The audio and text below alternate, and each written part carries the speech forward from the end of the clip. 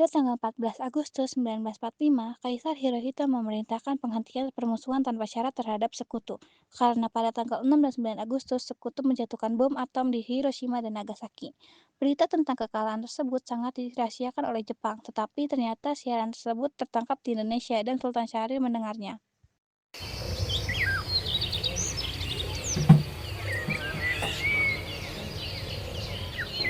Long as stars are in the blue.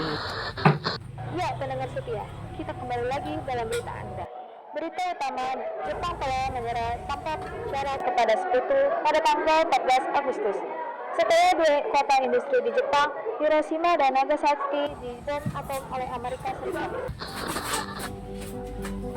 Assalamualaikum. Waalaikumsalam. Ada apa, Bu? Apakah kalian sudah mendengar berita kekalahan Jepang? Belum, Bu. Benarkah itu? Apa yang terjadi dengan Jepang? Benar, dari yang kudengar, Sekutu telah mendirikan bom di kota Nagasaki dan Hiroshima. Oleh sebab itulah mereka melakukan gencatan senjata. Berarti negara kita terjadi kekosongan kekuasaan? Demikian itu, saya mengumpulkan kalian semua sini untuk membicarakan masalah itu. Kita harus memanfaatkan situasi ini untuk memproklamasikan kemerdekaan. Ya, saya setuju. Yang dikatakan oleh Bung Vero itu benar. Kemerdekaan merupakan hak yang harus kita proklamasikan. Oleh karena itu, mari kita semua pergi ke rumah Bung Karno untuk meminta Bung Karno dan Bung Hatta untuk menyampaikan kabar ini. Bagaimana, saudara? Setuju? Setuju! Tapi jangan sampai proklamasi diproklamasikan oleh PPKI. Kenapa kau berpendapat demikian, Bu?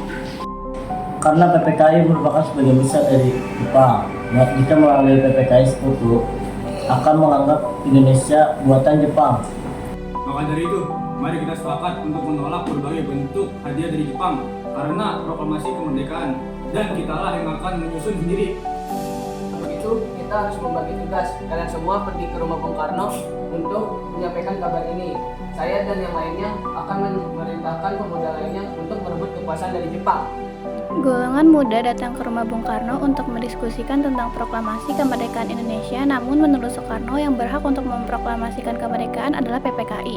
Pada tanggal 15 Agustus 1945 pukul 10 di rumah Soekarno berkumpullah golongan pemuda yang ingin berdiskusi dengan Soekarno untuk segera memproklamasikan kemerdekaan Indonesia. Assalamualaikum. Waalaikumsalam. Wah Bu, apakah Ibu berada di dalam? Saya ingin bicara lagi. Kang Mas, ada keperluan apa?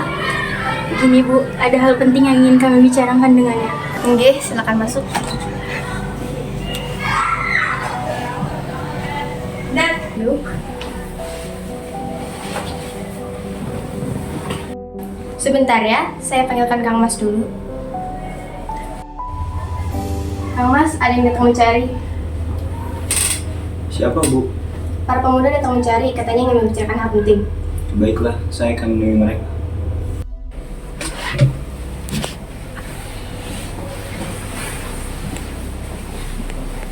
Silakan duduk.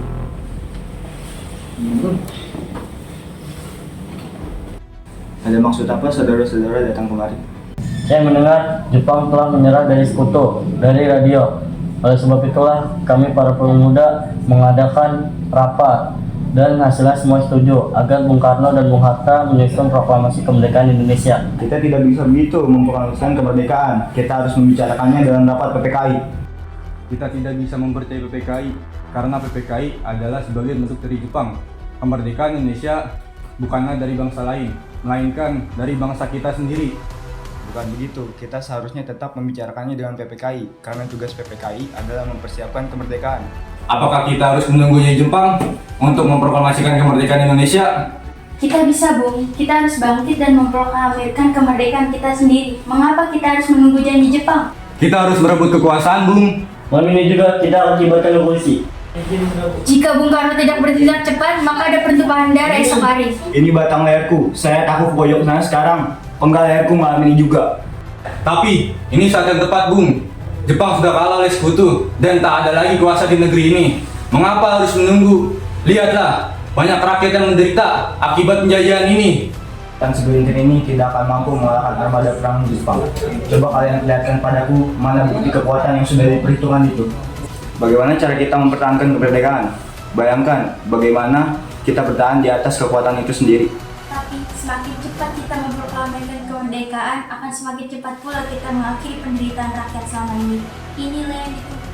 Baiklah, tapi berikan kami waktu untuk berunding dengan para golongan tua. Baiklah kalau begitu, kami mohon untuk undur diri. Setelah berdiskusi di kediaman Soekarno, para golongan pemuda meninggalkan kediaman Soekarno dengan berat hati. Setelah mereka meninggalkan kediamannya, Soekarno meminta para golongan tua datang ke kediamannya untuk berunding tentang permasalahan tersebut.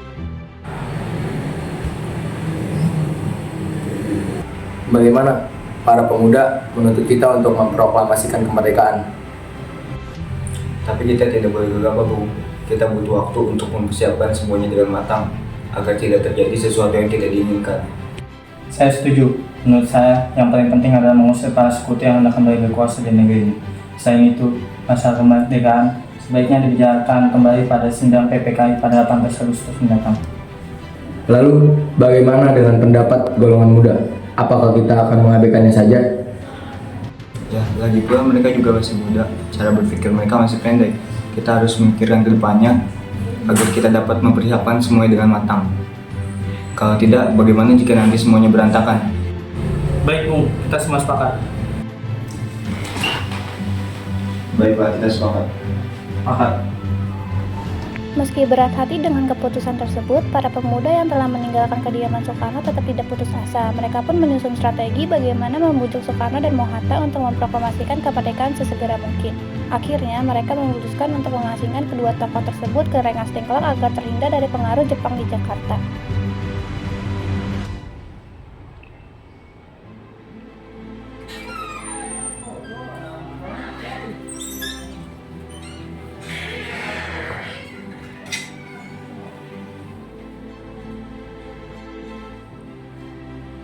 Jadi begini, apakah golongan tua tidak akan menyetujui kita? Jadi kita harus mencari jalan keluar atas semua ini. Benar sekali. Ada saran?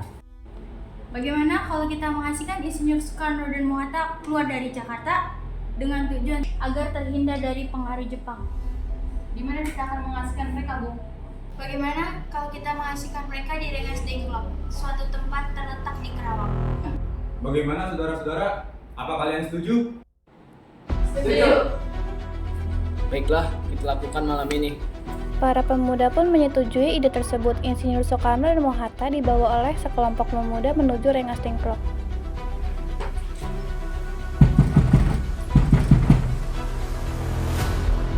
Ada ini.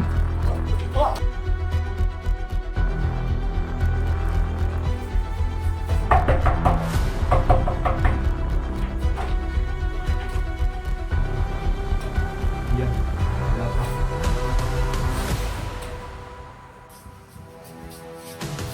Rombongan Insinyur Soekarno dan Muhammad Hatta tiba di Rengas Dengklok dengan selamat pada tanggal 16 Agustus 1945 pukul 4 pagi dan Soekarno-Hatta berada di sana seharian penuh.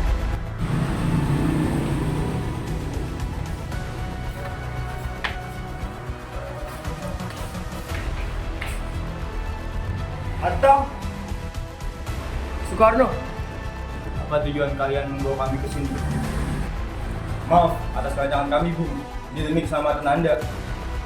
Kami ingin membahas kembali tentang masalah proklamasi, Bung. bukankah tempo hari kami sudah mengatakan masalah kemerdekaan akan dibicarakan dalam sidang PPKI? Tetapi kami semua berpendapat, mengapa harus menunggu hasil sidang PPKI kalau kita bisa bergerak dengan kekuatan sendiri? PPKI itu sebagai bentuk dari Jepang, Bung. Kami ingin memproklamasikan kemerdekaan tanpa campur tangan dari Jepang. Pendapat itu benar, namun kita masih terlalu dini untuk memproklamasikan kemerdekaan. Selain itu, kita juga belum siap dan masih memerlukan bantuan dari Jepang. Bagaimana jika perkataan Jepang tentang kemerdekaan negara kita hanya janji manis belaka? Apa yang akan Anda lakukan, Bung? Apakah kita akan selamanya menunggu di Jepang tersebut? Kita harus memproklamasikan kemerdekaan ini sekarang juga demi rakyat-rakyat yang telah bertahun-tahun terbelenggu oleh penjajahan. Mereka berhak bebas dan sekaranglah saatnya. Tenang, saudara sekalian. Mari kita bicarakan ini semua dengan kepala dingin. Bung Saleh, tolong lepaskan ikatan Bung Karno. Dan Bung Darwis, tolong lepaskan ikatan Bung Hatta.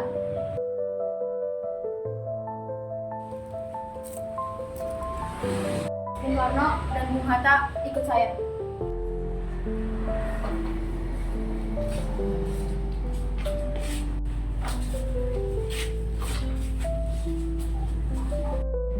Saya mengerti atas perhitungan Anda berdua mengenai masalah proklamasi ini.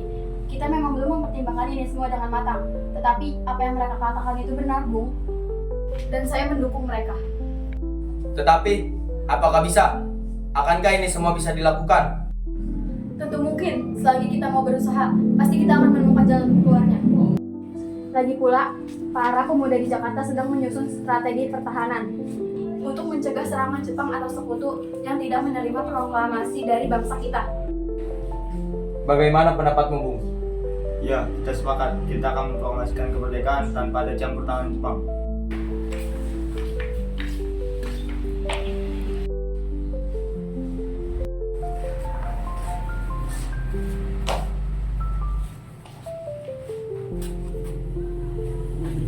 Pada pukul 5:30 sore, rombongan dari Jakarta tiba di Rengas Dengklok untuk menjemput Soekarno dan Mohatta.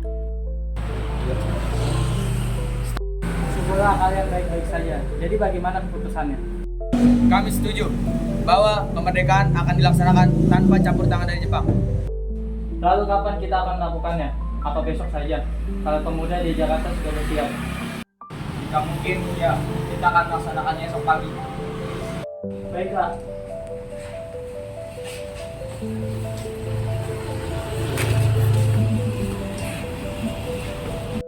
Bagaimana kita membicarakan naskah proklamasi untuk mendeklarasikan kemerdekaan? Jepang tak akan mengizinkan sekarang, apalagi jika mereka tahu kita akan segera merumuskan proklamasi. Bagaimana jika kita ke rumah salah satu perwira Jepang, yakni Laksamana Maeda, dan kita akan ke rumahnya malam ini? Selesailah perundingan di Rengas Dengklok, semua golongan tua maupun muda kembali ke Jakarta untuk lanjut membahas rencana proklamasi kemerdekaan tanggal 17 Agustus 1945.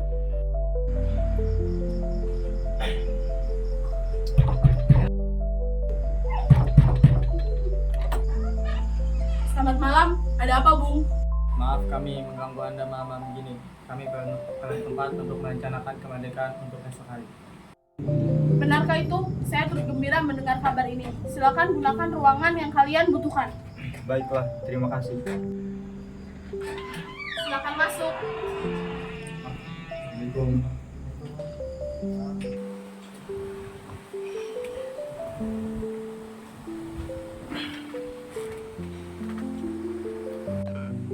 Apakah Anda ada pena dan kertas Laksamana? Oh, sebentar akan saya ambilkan.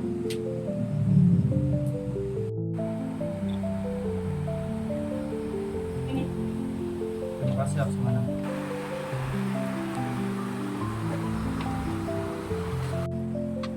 Bagaimana ini jadi versi lagi? Bagaimana, Bung? Sepertinya ada yang harus diganti. Apa itu? Benar kamu? Iya, Bung. Bagaimana dengan penandatanganan naskah ini?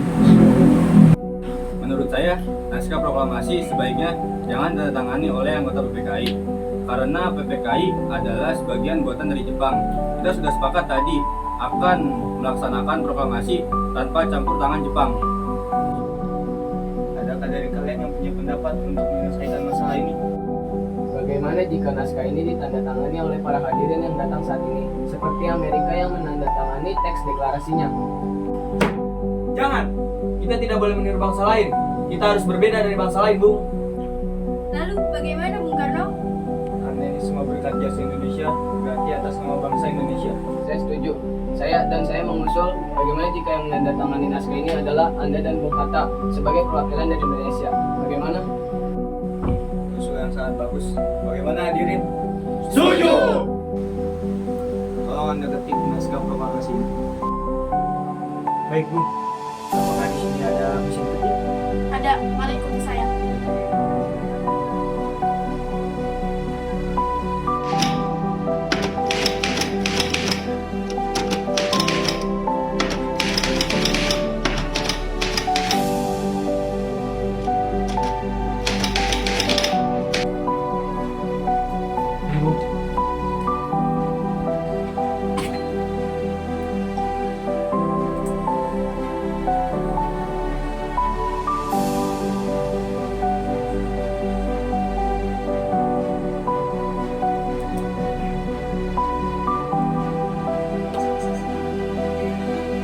Setelah usai perundingan di rumah Laksamana Maeda, Soekarno pulang dan disambut oleh sang istri.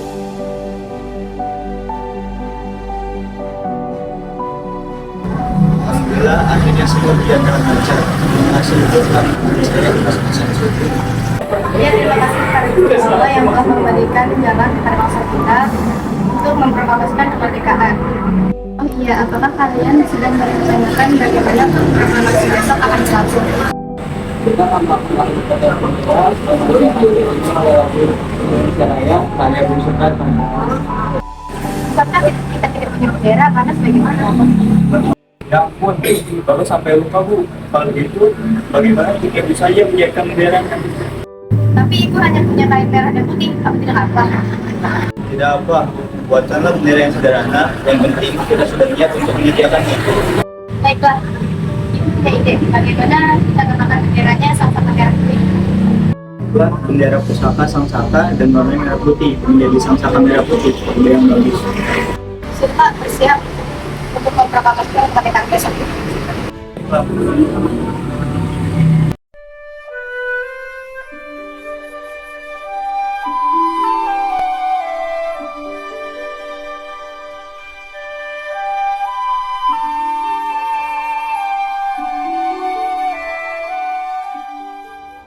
Tiba saatnya upacara proklamasi kemerdekaan Indonesia. Suasana menjadi sangat hening. Soekarno dan Hatta dipersilakan maju beberapa langkah dari tempat semula.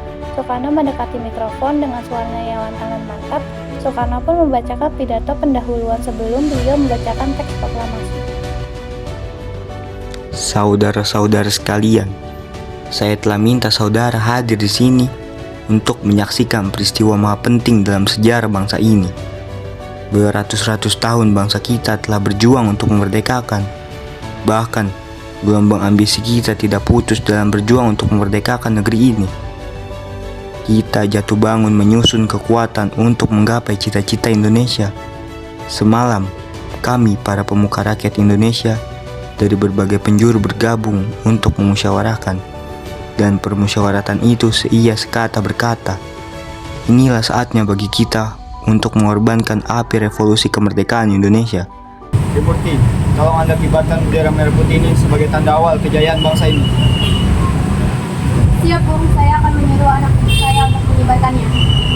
Kalian juga baik-baik bendera ini. Kalian diberi kehormatan untuk mengibarkan bendera ini untuk pertama kali dalam sejarah Indonesia. Ya, Komandan, kami tidak akan menjawabkan Anda.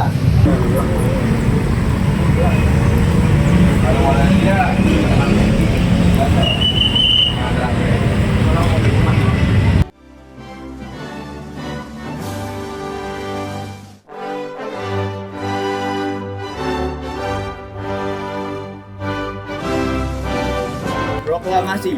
Kami, bangsa Indonesia dengan ini menyatakan kemerdekaan Indonesia. Hal-hal yang mengenai pemindahan kekuasaan dan lain-lain diselenggarakan dengan cara seksama dan dalam tempo yang sesingkat-singkatnya. Jakarta, 17 Agustus 1945. Atas nama bangsa Indonesia, Soekarno, Hatta. Merdeka! Merdeka! Peristiwa proklamasi ini memang hanya berlangsung sebentar, namun peristiwa itu telah mengubah segala sendi kehidupan bangsa Indonesia. Peristiwa proklamasi kemerdekaan telah menjadi momentum puncak perjuangan bangsa Indonesia. Oleh karena itu, kita sebagai generasi penerus bangsa harus berprestasi dalam rangka mengisi kemerdekaan tersebut, bukan malah menodainya. Kita harus bisa membalas budi para pejuang tanah air zaman dahulu dengan cara mempertahankan kemerdekaan ini.